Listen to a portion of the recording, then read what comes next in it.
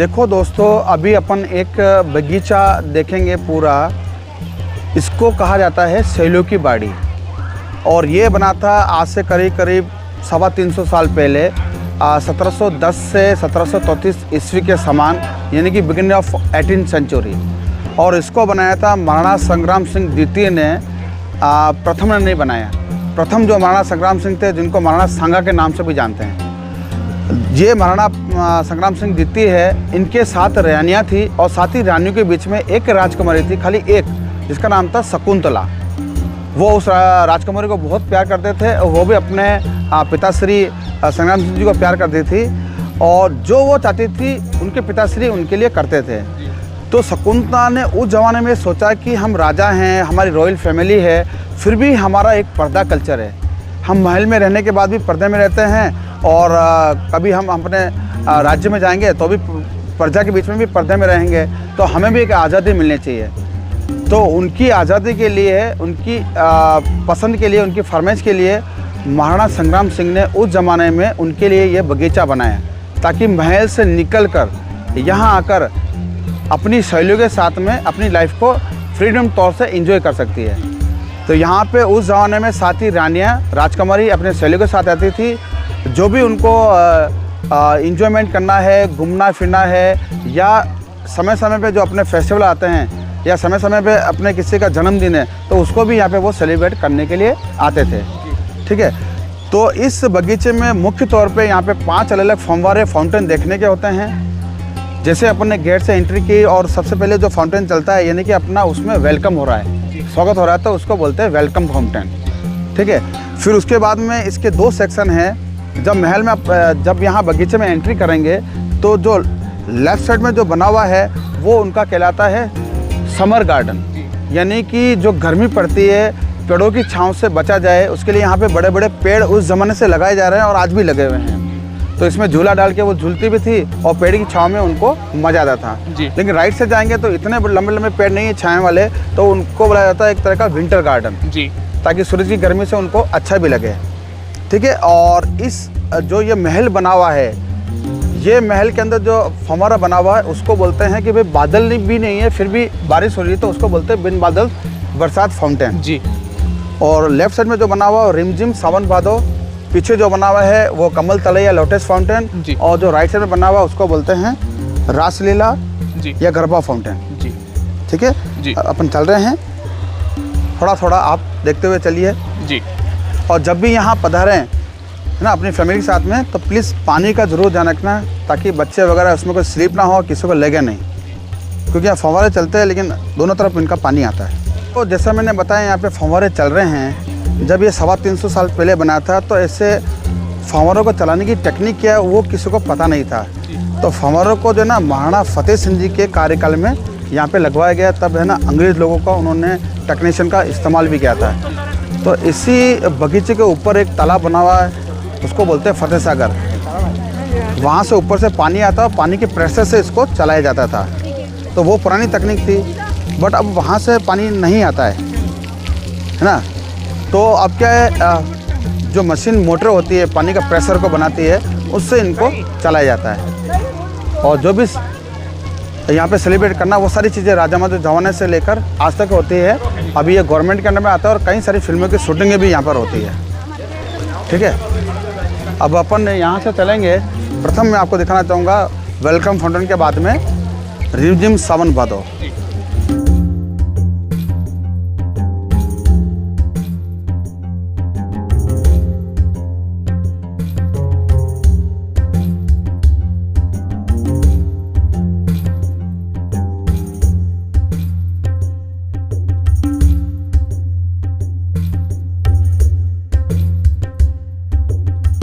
दोस्तों, अब यहाँ से अपन एंटर हो रहे हैं वेलकम फाउंटेन के बाद में रिमझिम सावन भादो।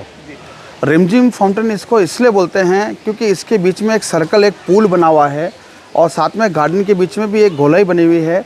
तो यहाँ पे जो फव्वारे चलते हैं वो पेड़ों के पत्तों पे गिरते हैं और रिमझिम उसकी आवाज़ आती है। रिमझिम सावन भादो। सावन भादो के महीनों में रानी और राजकुमारी आती थी, और जो बड़े बड़े पेड़ लगाए जाते उन पर झूला डाल के यहाँ पे झूलती थी वो समर वैकेशन के अंदर, गर्मी के सीज़न में। जैसा अभी आपको वीडियो में अगर आवाज़ आएगी तो आपको खुद को महसूस होगा कि एक पानी के थ्रू अपन एक संगीत को सुन रहे हैं, म्यूज़िक को सुन रहे हैं। तो ये है जो बीच में लगा रखा है, ऐसे इनके साइड में भी लगे हुए हैं। लेकिन दोस्तों आपको देखने के बाद भी आपको लगेगा ये प्रॉपर नहीं नज़र आ रहे हैं या प्रॉपर नहीं चल रहे हैं। तो देखो इसकी एक ऑथेंटिक चीज़ ये है, ये उस ज़माने की टेक्नोलॉजी है, उस ज़माने में बनाई गई है। अगर अपन इसको छेड़-छाड़ कर, इसको तोड़-फोड़ कर अगर अपन ऐसा कुछ नई टेक्निक लगा दें इसके अंदर, तो फिर वो मज़ा नहीं आएगा जो इतिहास में बनाई गई चीज़ थी। तो अगर इनको ऐसा एंटीक रखेंगे तो उसको लोग आएंगे, थोड़ा हल्का सा अवॉइड करेंगे, लेकिन ज़्यादा खुश होंगे कि ये पुरानी तकनीक से आज भी चल रहा है। ये ज़्यादा इंपॉर्टेंट चीज़ होती है। देखिए पूरा ऐसे पेड़ों से घिरा हुआ छाया देते हैं। तो ये इनका समर गार्डन है। देखो ये जो अब फव्वारा अपन देख रहे हैं, फाउंटेन देख रहे हैं, इसको बोलते हैं लोटस फाउंटेन, और अगर इसको हिंदी में बोलूँ तो ये कहलाता है कमल तलैया। क्योंकि इस पूल के अंदर ये प्लांट जो देख रहे हैं ये सभी कमल के प्लांट हैं, इस पर कमल खिलता है, ठीक है। और इसकी जो आकृति है गोलाकार नहीं, ओवल आकृति में बना हुआ है, और इसके चारों तरफ 4 हाथी बने हुए हैं, तो इसको हाथी वाला फव्वारा भी बोलते हैं। और बीच में एक ये पूरा मेटल का बनाया गया है, इस पर जंग वगैरह नहीं लगता है। और हाथी की सूंड से जो फव्वारा निकल रहा है, उस ज़माने में इसका प्रेशर ज़्यादा होता था, जिससे शेर के मुंह के ऊपर ये गिरता था। अब वो तकनीकी कम हो गई है, अंदर जाम लग गया है, इसकी वजह से सारा प्रेशर वहाँ तक जाता नहीं है, ठीक है। और ये भी पूरा मेटल का बना हुआ है, इस पर जंग वगैरह नहीं लगता है, कास्टिंग का बना हुआ है, जंग वगैरह नहीं लगता। ऊपर की जो चिड़िया है उसके चोंच में से भी और फ्लावर में से भी ना फाउंटेन निकलते थे उस ज़माने में। और सामने जो महल का पीछे का हिस्सा है, ये उस ज़माने में उस महल को यूज़ करते थे। और वो जोरोखा रानी जो भी राजकुमारी खड़ी भी रहती थी, फिर एक इधर सिंहासन बनाया, तो यहाँ पे महाराणा वो बैठे रहते थे। तो ये उनका हो गया लोटस कमल तलैया फव्वारा। देखो दोस्तों, जैसे मैंने बताया कि रानी राजकुमारी यहाँ आती थी अपनी लाइफ को एंजॉय करने के लिए। तो यहाँ पे उस वक्त राजा महाराजा भी आते थे, जो भी उनका स्पेशल ओकेशन होता था, बर्थडे है किसी का, यहाँ पे वो सेलिब्रेट करते हैं। तो लेकिन उसके साथ में हर तरह की उनकी एक पार्टी होती थी, एंजॉयमेंट करते थे। तो साथ में वो एक नाचना, गाना वगैरह ये भी वो पसंद करते थे। तो नाचना यहाँ पे होता था, इसीलिए इसको बोलते हैं गरबा फाउंटेन, रासलीला। तो यहाँ है ना, ये जो फाउंटेन बना हुआ बीच में, इसके चारों तरफ काफ़ी बड़ा स्पेस है, तो इसमें गोल गोल घूमते हुए वो डांस भी करते थे और म्यूजिक भी हो जाता। और दोस्तों कुछ यहाँ पेड़ अभी लगा दिए गए हैं, काफ़ी बड़े हो गए हैं। इसके पीछे जो महल बना हुआ है, उस जरोगे से वहाँ पे राजा महाराजा वो भी देखते थे और पूरा यहाँ पे एंजॉय करते थे। अच्छा, एक चीज़ मैं आपको और बताना चाहता हूँ, हमारे इसी सेलो की बाड़ी में साल में एक बार बहुत बड़ा फेयर लगता है, मेला लगता है, लाखों लोग आते हैं। उसको हम बोलते हैं हरियाली अमावस्या का मेला। ये बिटवीन जुलाई और अगस्त के बीच में जब भी हरियाली में आती है तब लगता है। तो दोस्तों ये 2 दिन के लिए रहता है। तो एक दिन में तो पूरा परिवार आ सकता है, जिसमें आदमी लड़के सब अलाउ है, बट दूसरे दिन ओनली फॉर लेडीज़, ओनली औरतें या लड़कियां ही आएगी। क्योंकि उनको भी एक आज़ादी मिलनी चाहिए, जैसे राजाओं ने उस ज़माने में 7 रानियों को शकुंतला को दिया था।